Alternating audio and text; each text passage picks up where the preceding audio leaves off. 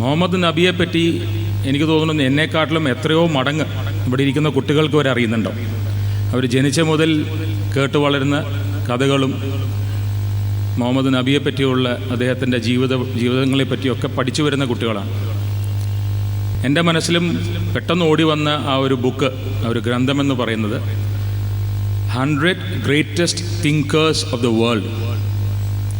100 Thinkers Who Changed the History of the World എന്നുള്ള ഒരു ഗ്രന്ഥമുണ്ട്. 100 ചിന്തകർ ഇന്ന് ലോകത്തിനെ മാറ്റിമറിക്കുന്ന 100 പേരിൽ പ്രഥമൻ മുഹമ്മദ് നബിയാണ്. മുഹമ്മദ് നബിയെ പറ്റി നമ്മൾ സംസാരിക്കുമ്പോൾ എന്നെ സംബന്ധിച്ചിടത്തോളം എനിക്കൊരു കൂടുതലൊരു അട്രാക്ഷൻ ഉണ്ട്. എന്താണെന്ന് വെച്ചാൽ മുഹമ്മദ് നബി എല്ലാ കാര്യങ്ങളും ഉള്ള പോലെ തന്നെ അദ്ദേഹം ഒരു ന്യായാധിപനായിരുന്നു. ഇപ്പം ഞാൻ ചെയ്യുന്ന ജോലി അനുസരിച്ച് നോക്കുമ്പോൾ എനിക്കൊരു ഇൻട്രസ്റ്റ് ഉള്ളൊരു ഏരിയയാണ്. നിങ്ങൾക്ക് അറിയുമെന്നറിയില്ല, യുണൈറ്റഡ് സ്റ്റേറ്റ്സ് ഓഫ് അമേരിക്ക, നമ്മൾ അമേരിക്ക USA എന്ന് പറയുന്ന അവരുടെ കോൺഗ്രസ് മുഹമ്മദ് നബിയെ റെക്കഗ്നൈസ് ചെയ്തിട്ടുണ്ട്. അതൊരു മുസ്ലിം മത പ്രവാചകൻ എന്നുള്ള നിലയ്ക്കല്ല. The first unified code of law അതിനെ റെക്കഗ്നൈസ് ചെയ്ത്, അതായത് ഒരു കോഡിഫൈഡ് ലോ എഴുതിയ അല്ലെങ്കിൽ ഉണ്ടാക്കിയ നിയമം, ലോകത്തിലെ ഏറ്റവും ആദ്യം കോഡിഫൈ ചെയ്തൊരു നിയമത്തിൻ്റെ ഒരു ആളെന്നുള്ള നിലയ്ക്കാണ് അദ്ദേഹത്തിനെ United States of America recognise ചെയ്തിരിക്കുന്നത്. അപ്പോൾ മുഹമ്മദ് നബി എന്ന് പറയുമ്പോൾ ഞാൻ വായിച്ച അത്രയും, ഞാൻ പറഞ്ഞല്ലോ എനിക്ക് എൻ്റെ എക്സ്പോഷർ വളരെ കുറവായിരിക്കാം, പക്ഷെ ഞാൻ ആ ഗ്രന്ഥം വായിക്കുകയും എനിക്ക് ഇൻട്രസ്റ്റ് ഉള്ള ചില കാര്യങ്ങൾ എൻ്റെ മനസ്സിൽ ഓർമ്മയുള്ളത് ഞാൻ നിങ്ങളുടെ അടുത്ത് ഷെയർ ചെയ്യാൻ ഉദ്ദേശിക്കുകയാണ്. 571 AD എന്നോ മറ്റുമാണ് അദ്ദേഹം ജനിച്ചത്. 1062 കൊല്ലമാണ് ജീവിച്ചതെന്നാണ് എൻ്റെ ഓർമ്മ.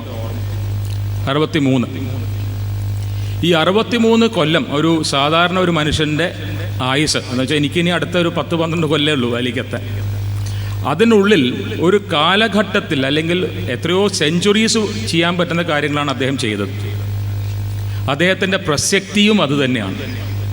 അത് മുസ്ലിം വേൾഡിൽ മാത്രമല്ല, എല്ലാവരിലും. എന്നെപ്പോലെ, ഞാനൊരു മുസ്ലിം അല്ലാന്നിട്ട് പോലും മുഹമ്മദ് നബി എന്നെ ഇൻഫ്ലുവൻസ് ചെയ്യുന്നത് ഒരു പെർട്ടിക്കുലർ ഒരു ഏരിയയിൽ മാത്രമല്ല, ഒരു മുസ്ലിം മത പ്രവാചകൻ എന്നുള്ള നിലയ്ക്കല്ല. ഞാനിങ്ങനെ അദ്ദേഹത്തിൻ്റെ ജീവിതം വായിക്കുമ്പോൾ, കുട്ടികൾ കേൾക്കണം, ജീവിതം വായിക്കുമ്പോൾ നമ്മൾ തിരിഞ്ഞ് നടക്കേണ്ട ഒരു സമയമാണ്. കാര്യം 1400 കൊല്ലം മറ്റുമായി അദ്ദേഹം നമ്മളെ വിട്ടുപോയിട്ട്.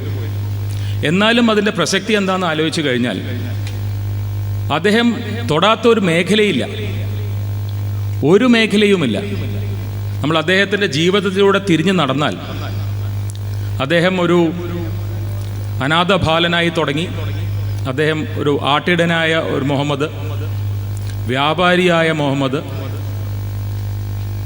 ഒരു ഭർത്താവായ മുഹമ്മദ്, സൽപുത്രനായ മുഹമ്മദ്, ഒരു താത്വിക ചിന്തകനായ മുഹമ്മദ്, ഒരു ഹ്യൂമൻ റൈറ്റ്സ് എന്ന് നമ്മൾ ഇന്ന് പറയുന്ന മനുഷ്യാവകാശ പ്രവർത്തകനായ മുഹമ്മദ്, അങ്ങനെ എല്ലാ ഫാസറ്റിലും പടയാളിയായ മുഹമ്മദ്, സർവ സൈന്യാധിപനായ മുഹമ്മദ്,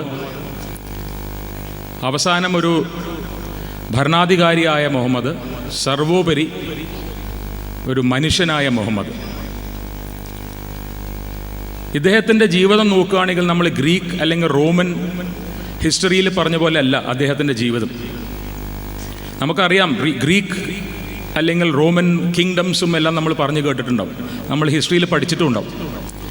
പക്ഷേ മുഹമ്മദ് നബിയെ നോക്കുകയാണെങ്കിൽ അദ്ദേഹം ഒരു വെറും സാധാരണ മനുഷ്യനായി ജനിച്ച്, ഒരു അനാഥ ബാലനായി ജനിച്ച്,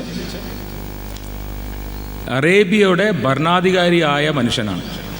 അതുതന്നെയാണ് പ്രസക്തി. അദ്ദേഹത്തിൻ്റെ ടീച്ചിങ്സിലൂടെ പോകുന്ന സമയത്ത് നമ്മളൊരു കാര്യം വളരെ വ്യക്തമായിട്ട് മനസ്സിലാക്കാം. വളരെ എളുപ്പത്തിൽ തന്നെ അദ്ദേഹത്തിനെ പറ്റി വായിച്ചാൽ നമ്മൾ എന്താണോ ജീവിതത്തിൽ നന്മ, നല്ലത്, പുണ്യമെന്ന് പറയുന്നത് എല്ലാം തന്നെ നമുക്ക് അദ്ദേഹത്തിൽ കാണാൻ സാധിക്കും. അദ്ദേഹത്തിൻ്റെ ഏറ്റവും എന്നെ ആകർഷിച്ച ചില ചെറിയ ചെറിയ കാര്യങ്ങൾ, അദ്ദേഹത്തിൻ്റെ ടീച്ചിങ്സിൽ എന്നെ ആകർഷിച്ചത്, ഒരു മകൻ എന്നുള്ള നിലയ്ക്ക് അദ്ദേഹം പറഞ്ഞ അമ്മയുടെ കാൽ ചുവട്ടിലാണ് സ്വർഗം, അച്ഛൻ്റെ വേർപ്പാണ് ഒരു കുടുംബത്തിൻ്റെ ആധാരം, ഒരു ഭർത്താവ് എന്നുള്ള നിലയ്ക്ക് അദ്ദേഹം പറയുന്നത് ഭാര്യയെ ഒരു നോട്ടം കൊണ്ടുപോലും നമ്മൾ വിഷമിപ്പിക്കാൻ പാടില്ല, ഭർത്താവിനെ ശപിക്കാൻ പാടില്ല, സ്ത്രീകളെ ഏറ്റവും അധികം ബഹുമാനിക്കണം. പുരുഷന് മൊഴി ചൊല്ലാനുള്ള അതേ റൈറ്റ് അദ്ദേഹം സ്ത്രീകൾക്കും കൊടുത്തിരുന്നു. ആ സ്ത്രീക്ക് അവരുടെ കുടുംബജീവിതത്തിൽ തൃപ്തിയില്ലാതെ വരുന്നൊരു കാലത്ത് വളരെയധികം ഒരു ജെൻഡർ ജസ്റ്റിസ് എന്ന് നമ്മൾ ഇംഗ്ലീഷിൽ പറയുന്ന അത് ആ കാലഘട്ടത്തിൽ അദ്ദേഹത്തിന് ചെയ്യാൻ സാധിച്ചു എന്നുള്ളത് വളരെ വലിയൊരു കാര്യമാണ്. അതുപോലെ വളരെ ഇൻട്രസ്റ്റിംഗ് ആയിട്ട് തോന്നി, എനിക്ക് ആ പേരത്ര ഓർമ്മയില്ല, ഈ നമ്മളിപ്പോൾ റേസിസം എന്ന് പറയുന്ന, അതായത് കളറ് വച്ച് പറയുന്നത് നോക്കുമ്പോൾ വെള്ളക്കാരനായ ഒരു സൽമാൻ ഫൈസി, അങ്ങനെ എന്താണ് പേര്, ഫാരിസ് സൽമാൻ ഫാരിസും കറുത്തവനായ ബിലാൽ അവരെ ഒരുമിച്ച് അണിനിർത്തി അന്ന് തന്നെ ഈ കളറിൻ്റെ റേസിസം ഇല്ലാതെ അദ്ദേഹത്തിന് സാധിച്ചു എന്നുള്ളതാണ് ഏറ്റവും വലിയൊരു കാര്യം. അതുപോലെ തന്നെ ഒരു സൈന്യമില്ലാതെ, ഒരു അംഗരക്ഷകനില്ലാതെ, ഒരു സ്ഥായിയായ ഒരു വരുമാനമില്ലാതെ അദ്ദേഹത്തിന് ഒരു വലിയ ഒരു കിങ്ഡം എന്ന് പറയാൻ പറ്റില്ല, ഒരു ഭരണം അദ്ദേഹത്തിന് കെട്ടിപ്പടുക്കാൻ പറ്റിയെന്നും അത് തുടർന്നു പോകാൻ സാധിച്ചു എന്നുള്ളതാണ് വലിയൊരു കാര്യം. എനിക്ക് ഓർമ്മയുണ്ട് ഒരു കഥ, ഈ കഥ ഇബ്രാഹിം ഖാൻ സാർ പറയും കൂടുതൽ, എനിക്കതിനെപ്പറ്റി കൂടുതൽ അറിയുന്നില്ല. മുഹമ്മദ് നബിയോട് ഏതോ ഒരു അനുയായി വന്നിട്ട് മരിച്ചത് നമ്മുടെ മതത്തിൽപ്പെട്ട കുട്ടികളല്ല എന്ന് പറയുമ്പോൾ അദ്ദേഹം ശകാരിക്കുന്നതായിട്ടൊരു കഥ ഞാൻ കേട്ടിട്ടുണ്ട്. കുട്ടികൾക്ക് എന്ത് മതം, കുട്ടികളല്ലേ എന്ന് പറഞ്ഞ് ശകാരിക്കുന്നത് ഞാൻ കേട്ടിട്ടുണ്ട്. അതുപോലെ ജനങ്ങളൊരു ശവമഞ്ചം കൊണ്ടുപോകുമ്പോൾ ഇദ്ദേഹം എണീറ്റ് നിന്നു. അപ്പോൾ ആരോ പറഞ്ഞു ഇത് മുസ്ലിം അല്ലല്ലോ. അപ്പോൾ അദ്ദേഹം പറഞ്ഞു അത് മുസ്ലിം അല്ല, പക്ഷെ അത് മനുഷ്യനാണ്. ഇപ്പം നമ്മളിപ്പോൾ ഈ വർഗീയതയെ പറ്റിയൊക്കെ നമ്മളിപ്പോൾ പറയുന്ന ഒരു സമയങ്ങളിൽ ഇത് വളരെ വളരെ പ്രസക്തമാണ്. അതുപോലെ കല്യാണങ്ങളെപ്പറ്റി ഇതെന്നെ വളരെയധികം ആകർഷിച്ചൊരു കാര്യമാണ്. ഇന്നിപ്പോൾ നമ്മൾ ഏത് കല്യാണത്തിന് പോയാലും നമ്മൾ വളരെ വലിയൊരു ആർഭാടം കാണുന്നുണ്ട്. അപ്പോൾ മുഹമ്മദ് നബിയുടെ വലിയ ടീച്ചിങ്സിലെ വളരെ ഇമ്പോർട്ടൻറ്റ് ടീച്ചിങ് എന്ന് പറയുന്നത് ഏറ്റവും ചെറിയ കല്യാണമാണ് ഏറ്റവും മഹത്തായ കല്യാണം, അല്ലേ? ഏറ്റവും ലളിതമായ കല്യാണം. അതെ, എനിക്ക് വാക്കുകൾ ചിലപ്പോൾ അത്ര ശരിയാവണമെന്നില്ല. അപ്പോൾ ഈ ടീച്ചിങ്സ് ഇദ്ദേഹത്തിൻ്റെ ജീവിതത്തിലൂടെ നമ്മൾ നടന്നു പോകുമ്പോൾ ഈ പറഞ്ഞ പോലെ അനാഥ ബാലൻ എന്ന് തുടങ്ങി ഒരു വലിയ ഭരണാധികാരി വരെ എത്തുന്ന ഒരു കാലഘട്ടം നമ്മൾ നടന്നു പോകുമ്പോൾ വെറും 62 63 കൊല്ലം ജീവിച്ച ഒരാളെന്നുള്ള നിലയ്ക്കല്ല, ഒരു കാലഘട്ടം, ഒരു ഈറ, എത്രയോ സെഞ്ചുറീസ് കൊണ്ട് ചെയ്യാൻ പറ്റുന്ന കാര്യങ്ങളാണ് അദ്ദേഹം ഈ ചെറിയൊരു ആയുസ്സിൽ ചെയ്ത് തീർത്തത്. അത് തന്നെ ആയിരിക്കണം നമ്മൾ ഇന്നും അദ്ദേഹത്തിൻ്റെ പേരെടുക്കുമ്പോൾ വളരെ വലിയ ചർച്ചാ വിഷയമാവുന്നത്. ഒരു perfect person, perfect human being, ഒരു എന്താ പറയുക, ഒരു ഹ്യൂമൻ ബീയിങ്ങിനെക്കാളും കൂടുതൽ ഒരു പ്രസ്ഥാനം, ഒരു അത്ഭുതകരമായ ഒരു പ്രസ്ഥാനം എന്ന് വിചാരിക്കാൻ എനിക്ക് തോന്നുന്നത് ഇത്രയും കാലം കഴിഞ്ഞും അദ്ദേഹത്തിൻ്റെ പ്രസക്തി. അപ്പോൾ എനിക്ക് അറിയുന്ന ചെറിയ കാര്യങ്ങൾ ഞാൻ പറഞ്ഞു എന്നേ ഉള്ളൂ. എനിക്ക് വളരെയധികം ഇൻട്രസ്റ്റ് ഉള്ള ഒരു ഏരിയ ആണ് തിങ്കിങ് എന്നുള്ള പ്രോസസ്സിൽ, തിങ്കർ എന്നുള്ളൊരു കോൺസെപ്റ്റിൽ ഇദ്ദേഹത്തിനെ ഒരു വലിയൊരു ചിന്തകൻ എന്നുള്ള നിലയ്ക്ക് എന്നെ വളരെയധികം ആകർഷിച്ചിട്ടുള്ളതാണ്. നമ്മൾ അറിയാതെ തന്നെ പലപ്പോഴും ഞാനൊക്കെ ജഡ്ജ്മെൻറ്റ്സ് എഴുതുമ്പോഴോ ഒരു കേസ് കേൾക്കുമ്പോഴോ അറിയാതെ തന്നെ ഇതുപോലെയുള്ള പല ചിന്തകരുടെയും ഇൻഫ്ലുവൻസ് നമ്മുടെ കയ്യിൽ വരും, നമ്മുടെ മേത്ത് വരും. അറിഞ്ഞുകൊണ്ടാവണം എന്നില്ല. കരുണ, എല്ലാവരോടും കരുണ കാണിക്കണം. ഈ കരുണ എന്നുള്ളൊരു കോൺസെപ്റ്റ് ഏറ്റവും അധികം നമ്മൾ ആദ്യം കാണുന്നത് മുഹമ്മദ് നബിയിലാണ്. നിങ്ങളുടെ അയൽക്കാരൻ ഭക്ഷണം കഴിച്ചിട്ടില്ലെങ്കിൽ, അത് ഏത് മതവും ആയിക്കോട്ടെ, നിങ്ങൾ ഭക്ഷണം കഴിക്കരുത്, അല്ലേ? അങ്ങനെയല്ലേ പറഞ്ഞു തന്നിരിക്കുന്നത്.